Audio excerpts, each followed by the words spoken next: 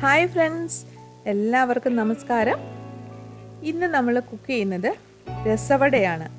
അപ്പോൾ ഈ വീഡിയോയ്ക്കകത്ത് ഞാൻ രസം ഉണ്ടാക്കുന്നതിൻ്റെയും അതോടൊപ്പം തന്നെ പരിപ്പുവട ഉണ്ടാക്കുന്നതിൻ്റെയും റെസിപ്പീസാണ് ഇൻക്ലൂഡ് ചെയ്തിട്ടുള്ളത്.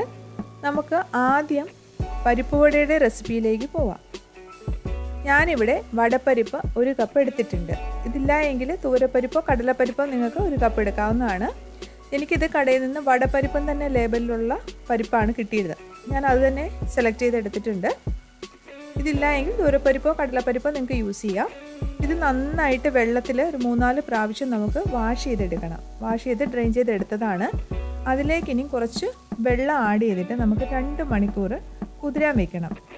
2 മണിക്കൂർ കൂടുതൽ കുതിരാൻ വെക്കേണ്ട ആവശ്യമില്ല. ഇതിപ്പം 2 മണിക്കൂർ കഴിഞ്ഞിട്ടുണ്ട്. നന്നായിട്ട് കുതിർന്ന് വന്നിട്ടുണ്ട്. ഇതിന് നമുക്ക് ഒട്ടും വെള്ളമില്ലാതെ ഡ്രെയിൻ ചെയ്തെടുക്കണം. ഇതിനി മിക്സർ ജാറിലിട്ട് നമുക്കൊന്ന് കറക്കിയെടുക്കണം. ഇത് തീരെ പേസ്റ്റായിട്ട് വരേണ്ട കാര്യമില്ല. തരിയുള്ള മിക്സറായിട്ട് നമുക്ക് കിട്ടിയാൽ മതി. ഇതാ ഈ ഒരു രീതിയിൽ നമുക്ക് ഇതൊന്ന് അരച്ചെടുക്കുക. തീരെ തരിയുണ്ട്, തീരെ പേസ്റ്റ് ആവുകയും വേണ്ട. ആ രീതിയിൽ നമ്മളിത് അരച്ചൊന്നെടുക്കണം. ഇനി ഇതിലേക്ക് വേണ്ട ബാക്കിയുള്ള ഇൻഗ്രീഡിയൻസ് പറയുന്നത് ഉള്ളി, പച്ചമുളക്, ഇഞ്ചി, കറിവേപ്പില. ഇതെല്ലാം നമുക്കൊന്ന് ചെറുതായിട്ട് അരിഞ്ഞെടുക്കണം. ഞാനിവിടെ ഉള്ളിയും അതുപോലെ പച്ചമുളക്, ഇഞ്ചിയും കറിവേപ്പിലയും ചെറുതായിട്ട് അരിഞ്ഞെടുത്തിട്ടുണ്ട്. ഇതിന് നമ്മൾ നേരത്തെ തയ്യാറാക്കി വെച്ചിരുന്ന പരിപ്പ് അരച്ചെടുത്തതാണ്. അതിലേക്ക് നമുക്ക് ചേർത്ത് കൊടുക്കാം. നമുക്ക് ഇഞ്ചി ചേർത്ത് കൊടുക്കാം, കറിവേപ്പില,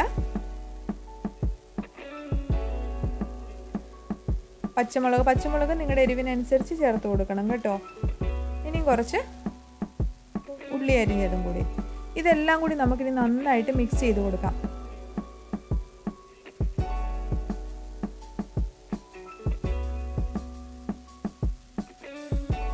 ഇനി ആവശ്യത്തിന് ഉപ്പും കൂടി ചേർത്ത് കൊടുക്കുക. ഇത് നമ്മൾ അരയ്ക്കുമ്പോൾ പ്രത്യേകം ശ്രദ്ധിക്കണം. ഒട്ടും വെള്ളം ചേർക്കാതെ തന്നെ നമ്മൾ അരച്ചെടുക്കാൻ ശ്രമിക്കണം. എങ്കിൽ മാത്രമേ നമുക്കിത് ഷേപ്പിലേക്ക് ആക്കുമ്പോൾ നന്നായിട്ട് കിട്ടത്തുള്ളൂ. ഇപ്പോൾ എല്ലാം കൂടി നന്നായിട്ട് നമ്മൾ മിക്സ് ചെയ്തെടുത്തിട്ടുണ്ട്. ഇനി നമുക്ക് കുറച്ച് ഓയിൽ ചൂടാവാൻ വയ്ക്കാം. ഇത് ഡീപ്പ് ഫ്രൈ ആണ് നമ്മൾ ചെയ്യുന്നത്. അതുകൊണ്ട് അതിനനുസരിച്ചുള്ള എണ്ണ നമുക്ക് ഒഴിച്ചു കൊടുക്കണം. ഇനി നമുക്ക് നമ്മുടെ വട ഷേപ്പിലേക്ക് ആക്കണം. അതിനായിട്ടൊരു ചെറിയ ബോൾ സൈസ് നമ്മൾ കയ്യിലെടുത്തുനിന്ന് ജസ്റ്റ് ഉരുട്ടി എടുക്കുക.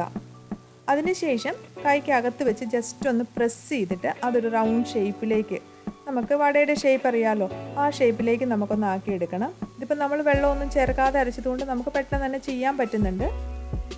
വെള്ളം ചേർത്തരച്ചാൽ നമുക്ക് ഇതുപോലെ ഷേപ്പിലാക്കാൻ പറ്റില്ല. ഇനിയിപ്പം എണ്ണ ചൂടായി കഴിയുമ്പോൾ നമുക്ക് ഓരോന്നായിട്ട് ഇട്ട് കൊടുക്കാം. എണ്ണ മീഡിയം ഹീറ്റിൽ മാത്രമേ നിങ്ങൾ വെക്കാവുള്ളൂ. നമുക്കിപ്പം വടയെല്ലാം ഇട്ട് കൊടുക്കാം. ഇതിനി 2 സൈഡ് നമ്മൾ മറിച്ചിട്ട് കൊടുക്കണം. ഇടയ്ക്കിടയ്ക്ക് മറിച്ചിട്ട് കൊടുക്കണം. അത് പൊട്ടിപ്പോവാതെ ശ്രദ്ധിച്ച് തന്നെ ചെയ്യാൻ വേണം. 2 സൈഡ് മാറി മാറി മറിച്ചിട്ട് 2 സൈഡും ഗോൾഡൻ കളർ ആകുന്നിടം വരെ നമുക്കിത് ഫ്രൈ ചെയ്തെടുക്കണം. തീ കൂട്ടിയിട്ട് നിങ്ങൾ ഒരിക്കലും വട ഫ്രൈ ചെയ്യരുത്.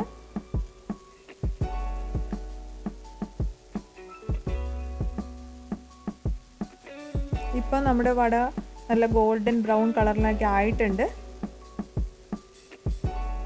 ഇനിയിപ്പം നമുക്കിത് അടുപ്പിൽ നിന്ന് എടുക്കാം. എന്താ നമ്മുടെ വട റെഡി ആയിട്ടുണ്ട്. നല്ല ക്രിസ്പി ആയിട്ടുള്ള നല്ല ടേസ്റ്റി ആയിട്ടുള്ള വട റെഡി ആയിട്ടുണ്ട്. ഇനി നമുക്ക് രസം എങ്ങനെയാണെന്ന് നോക്കാം.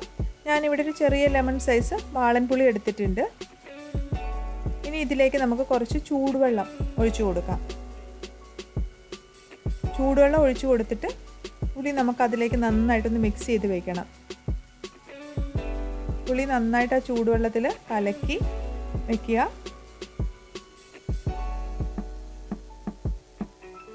ഇതിനി കുറച്ച് നേരം, ഒരു 20 മിനിറ്റ്സ് നമുക്കിതൊന്ന് മാറ്റി വയ്ക്കാം. ഇനി നമുക്ക് കുറച്ച് വെളുത്തുള്ളി, ഞാനിവിടെ ഒരു 5 വെളുത്തുള്ളിയാണ് എടുത്തിട്ടുള്ളത്. അത് ജസ്റ്റ് ഒന്ന് മുറിച്ച് നമുക്ക് ഒരു മിക്സിയുടെ ജാറിലേക്ക് ഇട്ട് കൊടുക്കാം. അതുപോലെ ഞാൻ പച്ചമുളക് 2 എടുത്തിട്ടുണ്ട്. നിങ്ങൾക്ക് എരിവ് അധികം വേണ്ടാന്നുണ്ടെങ്കിൽ ഇത് അവോയ്ഡ് ചെയ്യാം. അതും ചെറുതായിട്ട് മുറിച്ചിട്ടിട്ട് കൊടുക്കുക.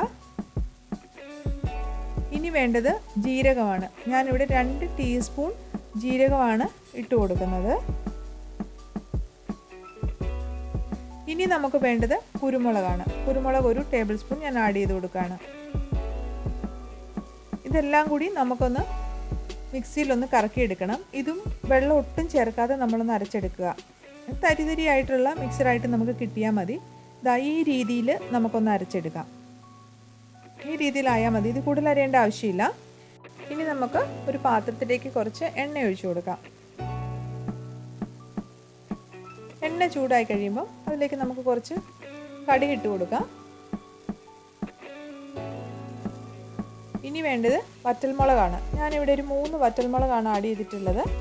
ഇനി നമുക്ക് കുറച്ച് കറിവേപ്പില കൂടി ആഡ് ചെയ്ത് കൊടുക്കാം. ഇതെല്ലാം കൂടി നമുക്ക് നന്നായിട്ടൊന്ന് വഴറ്റിയെടുക്കണം.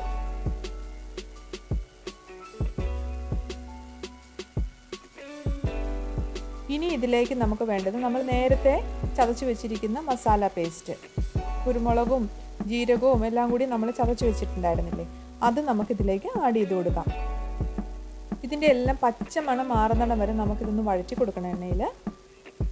ഇത് വഴന്ന് വരുമ്പോഴത്തേന് നല്ലൊരു സ്മെല്ല് വരും. ഇതെല്ലാം കൂടെ മൂത്ത് വരുന്നതിൻ്റെ നല്ലൊരു സ്മെല്ല് വരും. ആ ഒരു രീതി വരെ നമുക്കിതൊന്ന് ഇളക്കി കൊടുക്കണം. അതിനുശേഷം അതിലേക്ക് ഞാൻ ഒരു തക്കാളി ചെറുതായിട്ട് മുറിച്ചത് നമുക്കൊന്ന് ആഡ് ചെയ്ത് കൊടുക്കാം. തക്കാളി ഒരു സോഫ്റ്റ് ആകുന്നത് വരെ നമുക്കിതൊന്ന് ഇളക്കി കൊടുക്കണം. ഇനി നമുക്ക് വേണ്ടത് മഞ്ഞൾപ്പൊടിയാണ്. 1 ടീസ്പൂൺ മഞ്ഞൾപ്പൊടി ആഡ് ചെയ്ത് കൊടുക്കാം. അതുപോലെ കുറച്ച് കാശ്മീരി ചില്ലി പൗഡർ, ഞാനിവിടെ 1 ടീസ്പൂണാണ് എടുത്തിട്ടുള്ളത്. അതും കൂടി ആഡ് ചെയ്ത് കൊടുക്കാം. ഇത് നന്നായിട്ട് നമുക്കൊന്ന് മിക്സ് ചെയ്ത് കൊടുക്കണം.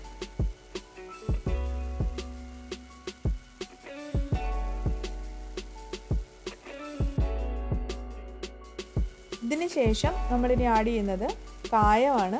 കായം 1 പിഞ്ച് ഇട്ടാൽ മതി. നമ്മളിതിനകത്ത് രസപ്പൊടി ഒന്നും ചേർക്കുന്നില്ല. എല്ലാം സെപ്പറേറ്റ് തന്നെ നമ്മൾ ആഡ് ചെയ്താണ് ചെയ്യുന്നത്. ഇനി നമുക്കിതിലേക്ക് നമ്മൾ നേരത്തെ പിഴിഞ്ഞു വെച്ചിരുന്ന പുളിയുണ്ട്, അതിൻ്റെ എക്സ്ട്രാക്റ്റ് 1 കപ്പ് ആഡ് ചെയ്ത് കൊടുക്കാം. നിങ്ങൾക്ക് രസത്തിന് പുളി കുറച്ച് മതിയെന്നുണ്ടെങ്കിൽ ഇത്രയും ചേർക്കണ്ട. കുറച്ച് കുറവായിട്ട് ചേർത്തിട്ട് ബാക്കി വെള്ളം നമുക്ക് ആഡ് ചെയ്ത് കൊടുത്താൽ മതി. പുളി കൂടുതലായിട്ട് വേണമെങ്കിൽ മാത്രം 1 കപ്പ് ചേർത്ത് കൊടുക്കുക.